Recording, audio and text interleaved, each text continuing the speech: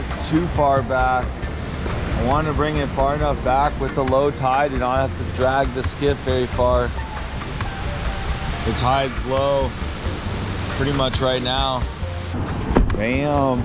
Good morning, good morning, good morning. It's your buddy Mikey here, SD Fish and Sips. And I'm rolling up to a beautiful gray light morning here in La Jolla. Tuesday, April 19th, 2022. And I'm on the hunt for some springtime fish. I got a feeling it could be some white sea bass, yellowtail, maybe even thresher shark, halibut. You never know what you're gonna get into. That's the name of the game today. I got some squid in here to be able to drop down on the irons. I got some glow in the dark irons. Good to go. I was trying to get out at gray light, but I got talking to people at gas stations just past the full moon that we had a day or two ago. I'm gonna go ahead and get ready right here and then get into more of it later so I can get back out on the water fishing. But man, it's beautiful. So like I said, 6 a.m. right now. Man, it's glassy, nice conditions.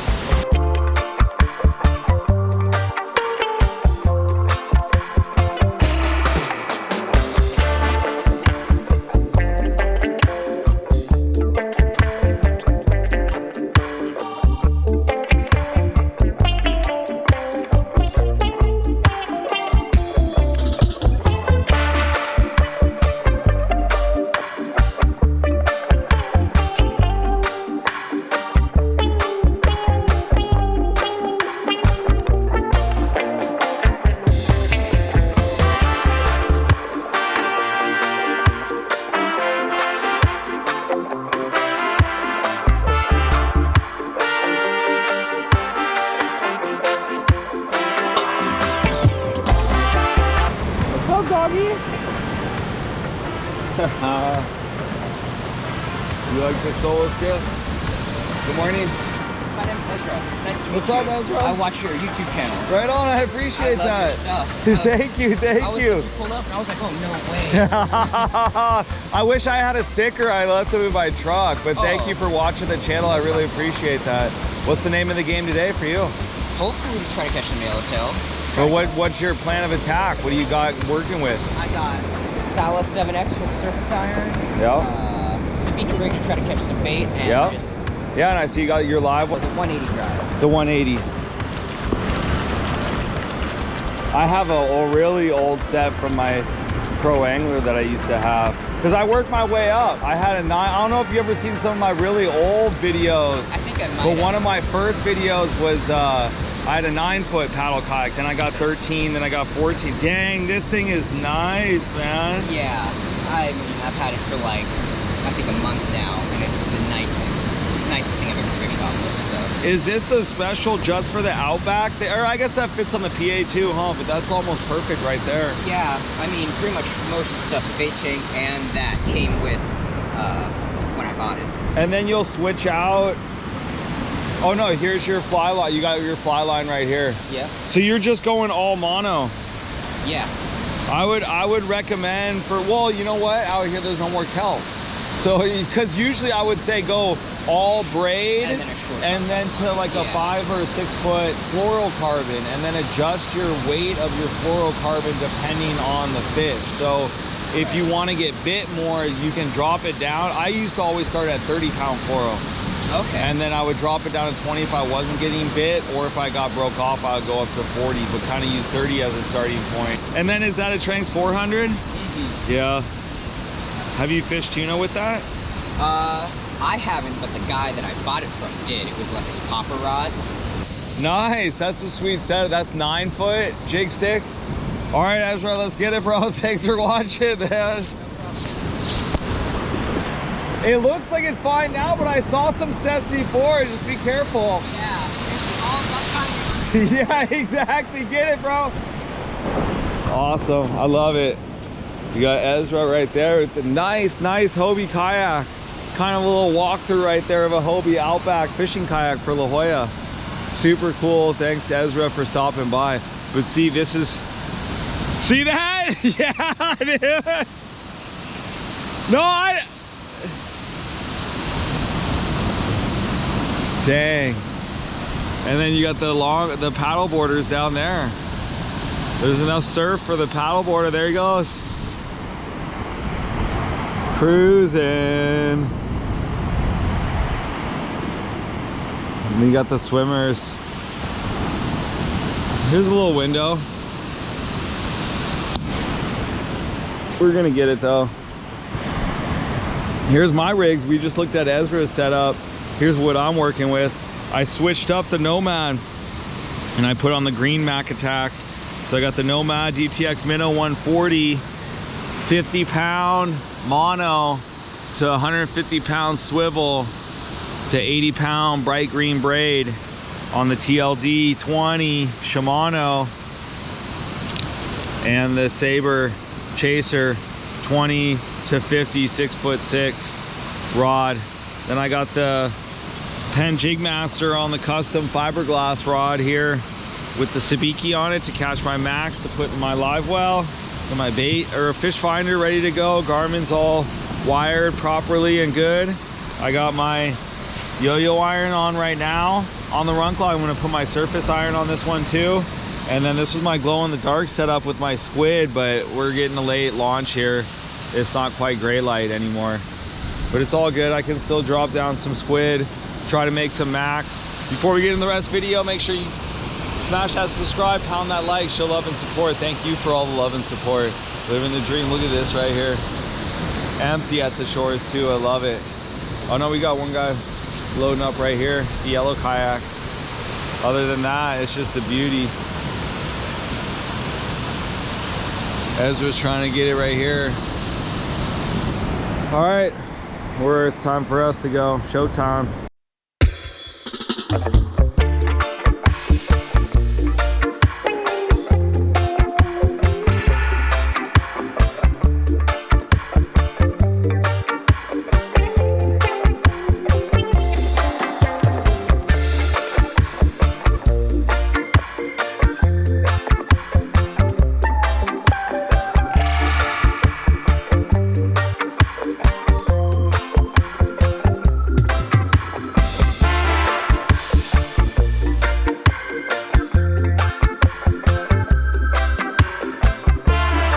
Well, there it is. I just got shut down for the day. My fish finder ripped out. Look at that. I only had it by screws in the back, so I'm gonna replace that attachment.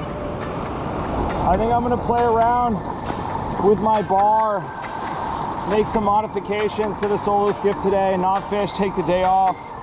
Getting shut down, I thought today was the day. Oh man, that's how it goes. It is big surf. Now it looks like there's a window, but man, there's guys paddleboarding here. Ezra barely made it out, so I'm calling it today. We're gonna work on the Solo Skiff. I'll do a walkthrough of how I have it rigged out right now, updated video, walkthrough video with the repair to here, and tell you the story about the transducer bar. See, look at it. These guys are still taking off on waves. That's what I'm saying. It's not ideal launch conditions today.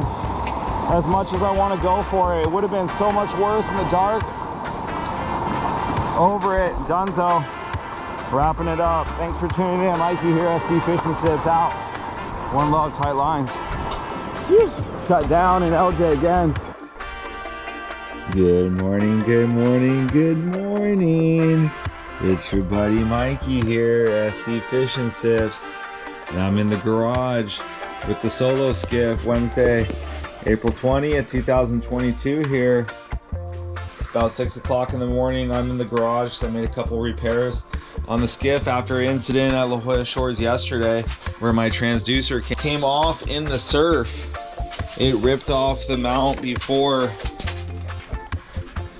that was on here. I had it the same way, screwed in, but I think I only had 2 screws last time and it came off yesterday. So I put 2 self-tapping screws with the washers here and 2 machine screws. These are all stainless. They're about 2 inches long, maybe 2.5 inches long. So hopefully this stays. I was thinking about playing around with something with putting a bar across the back, because you can see here These are the original bolt holes on it. And I actually don't have, there's supposed to be this bar right here for it. This is the Solo Skiff bar for the back. But one day after going down, when I was first started going to the Coronado Islands and I came back, it was gone, my bar. It had vibrated off somehow. Then I took it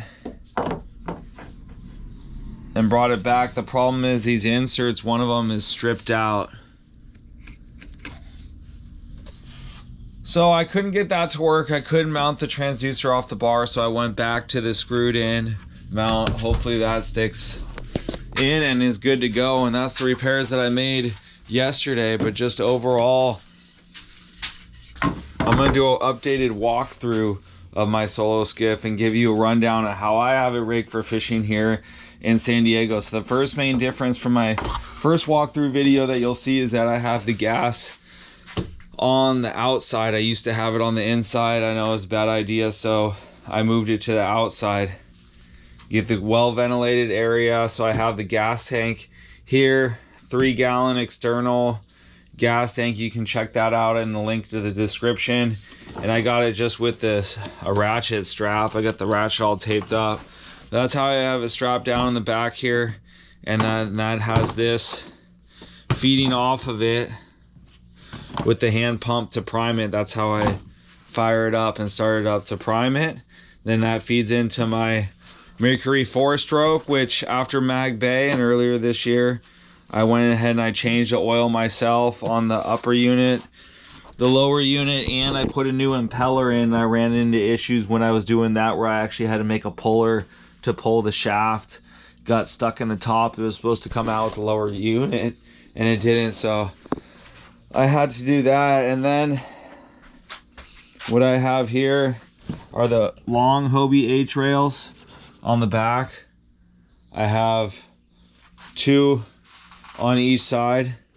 You can see here and there. You can find all the stuff in the link to the description, but that's the basis, is the Hobie H rail. Then I have the little Hobie holder for my scent, for my plastics, bait knife, the pliers, the Akivon pliers. You can check those out in the link to the description. I'm liking those a lot. Got my tuna spike just in case. Can spike the fish, kill them off. And then I have a bunch of these different Hobie rail attachments. These are the octagon shape because their old rails are like this. These are old Hobie rails. They're just circular. And the new ones have the sides so it locks better. And then I have, you can see I have different types of mounts. I got the Scotty on the plate screwed in to the Scotty rod holder, and then I have just the Scotty straight. So these are the 2 different types that you can use here. You can screw stuff into a plate, or I have a bunch right here. So here's the 2 different types. There's a plate, and this works with, so you can see there's the old and there's the new. Okay, so then moving on, next up, got those. I got the cup holder on the back over there. Then I have for when I catch a yellowtail or a nice fish, I got the gaff and the game clip to clip them off with. Like I was saying, I got those rails. I got the RAM mount for the phone or the radio right here to go. And then this is something that I changed up also right here. This is the seat that I'm working with now. Seat's a big deal. So I rusted out my old swivel. I had a metal base for my seat, if you saw my swivel seat video. So I changed it up. I got the plastic base so it doesn't rust now, which is really nice. Then also thank you all for the suggestions. I put the cutting board backing plate here, and then I have just the bolts without the wing nuts because I haven't been taking it off. I used to have wing nuts, but they vibrated free.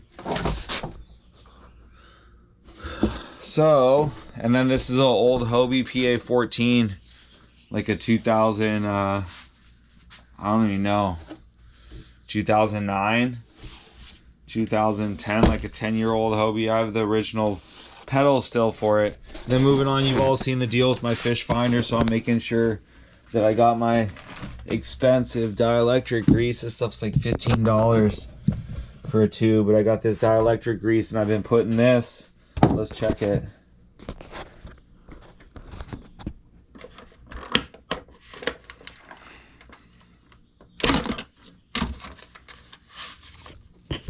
So you can see I've been soaking it, dielectric grease. Same thing with those. And then not only am I putting it on the connections, but now I've been even putting it around the outside periodically. Then I'll pull those off and check them.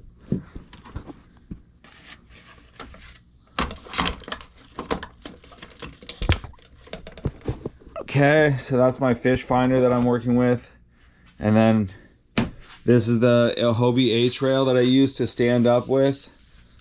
And I'll put my tiller extension on, and I'll stand, you've seen how I do it, and I'll stand up on it. So this Hobie H rail, this is also in the link to the description. It's an expensive one, but I like it. And then I got my bait tank. This was plumbed by OEX in San Diego, but you could do it yourself. And they had to put this hatch access as part of the deal with it. This access hatch, which is hard to get fully in and out. It really gets jammed and stuck, so that they could plumb this pipe right here that goes down and around and feeds here to this. Here's the other end of the pipe that it goes to. And then here's the tsunami pump that's actually cut into the bottom. And then it's got sealant put around it. And then these are the plastic. I'm liking these bins that I found. They kind of fit perfectly. So I got my radio. I got my extra lures. There's my junior yo-yo, my stick bait, because I got my surface iron on there right now. I got my extra line, different fluorocarbon weights. So I like to use braided line all the way to fluorocarbon leader. So I have 20 pounds up to 50 pounds, and I have some 50-pound mono for tying drop shots with.